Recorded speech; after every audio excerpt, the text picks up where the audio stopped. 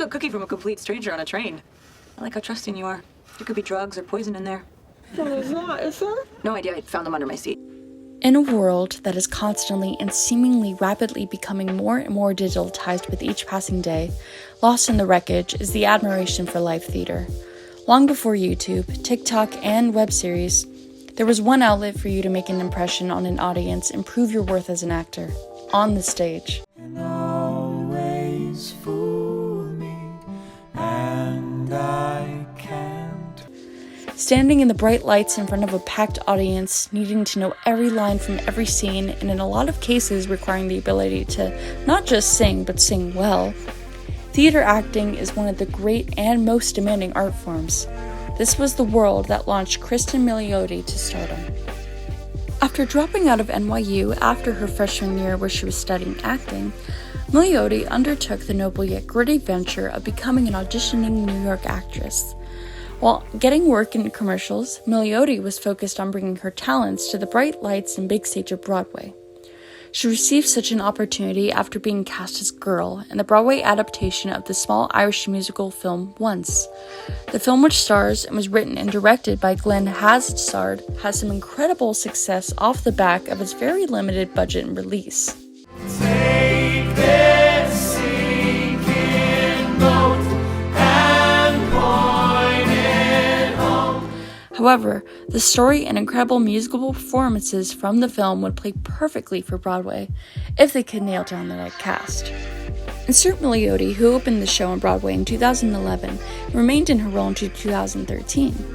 Milioti received incredible praise for both her performance in the role as an actress and for her singing voice, receiving a Tony nomination for Best Actress in a Musical in 2012, and winning the Grammy for Best Musical Theater Album with her co-star Steve Casey in 2013. Milioti cemented herself firmly in the spotlight as an up-and-coming name to watch through her incredible performances in Once. Wild to think, but the Grammy she won in 2013 was just the tip of the iceberg for what would be a wild journey of a year. That would drive me crazy. I would give him a humiliating nickname until he stopped driving like a little girl. It was Lady Tedwina Slowsby. 2013 was a big year, not just for Milioti, but for the greater TV and film landscape as a whole. The critically acclaimed sitcom How I Met Your Mother, with its rabid fan base, was coming to an end in its 9th season.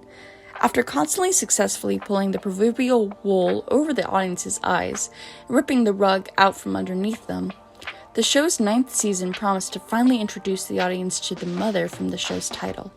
Speculation abounded across the fan base and the tabloids about who would be revealed as the mother.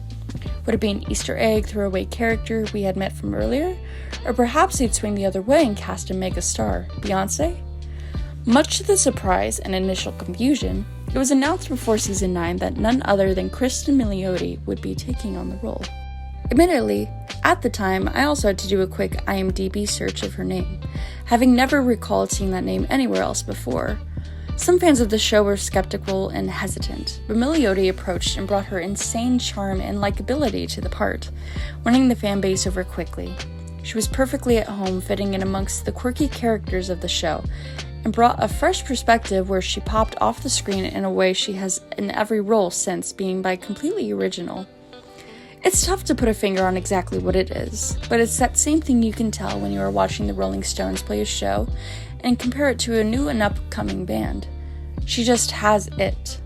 It sounds silly and cliche, but like all the greats, she's able to present herself in a manner that demands your attention to the performance. The jet ski?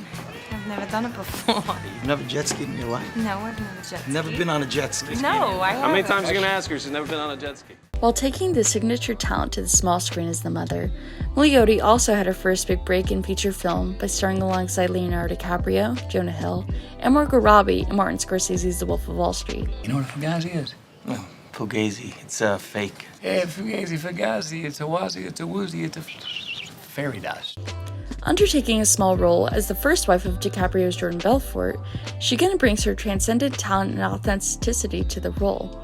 While not having a ton of screen time, she still sticks out and makes the most of every single scene she is a part of and makes herself known, while not coming across as over the top. Zelda is a girl's girl. She likes pedicures and themed cocktail parties. After having an outstanding year and essentially completing the trifecta in 2013, Milioti continued to generate buzz and praise throughout the industry. She starred as the lead in the NBC series A to Z.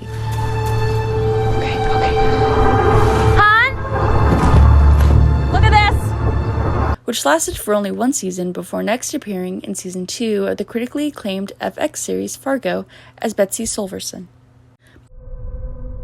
Welcome aboard. Crew, we have a new member of the team. Milioti gained further exposure by starring in a haunting 2017 episode of the anthology series Black Mirror on Netflix alongside Jesse Plemons. The show had been successful for 3 previous seasons, but this 4th season and the episode she's featured in USS Callister, received widespread acclaim. The episode features Plemons as a video game designer who is able to use his real-life co-workers' DNA to create digital clones of them and simulate playing his game, imposing his will on those who he interprets may not respect or treat him right in the real world. Milioti's character is a new hire and the most recent addition to the batch of clones, and inspires them to revolt and turn on Plemons' character and ultimately free themselves. She's fantastic in the role, leading the inspired charge to stand up to the male authority figure who has been too easily balancing the scales against them. The episode received incredible praise, winning 4 Primetime Emmys, including Outstanding Writing and TV Movie. It was also incredible precedent at its time, coming out in the wake of the Me Too movement, with Plemons' character drawing comparisons to Harvey Weinstein-like predators. Here you are, standing on the precipice of something so much bigger than anyone here. Whether by design or not, Milioti has continued to find herself in roles in a very specific genre and type of science fiction mixed with black comedy. After crushing it in Black Mirror, Milioti's next role was in the critically acclaimed Sundance darling Palm Springs, starring alongside Andy Samberg, what was a hot-ticket item to stream on Hulu during the pandemic. Her character finds herself trapped in a Groundhog Day-style time loop. Guess you followed me. It's one of those infinite time loop situations you might have heard about. That I might have heard about. Yeah. Where she and Samberg continue waking up every day and reliving the same day over and over again.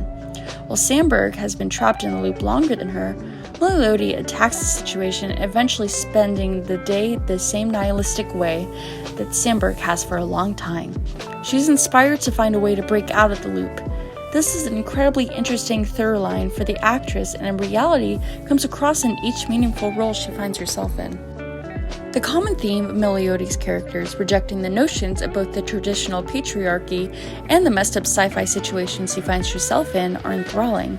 She's taken on such a role again in her most recent work, the HBO Max sci-fi comedy Made for Love. We will become a singular living God. I want it out, and I want a divorce.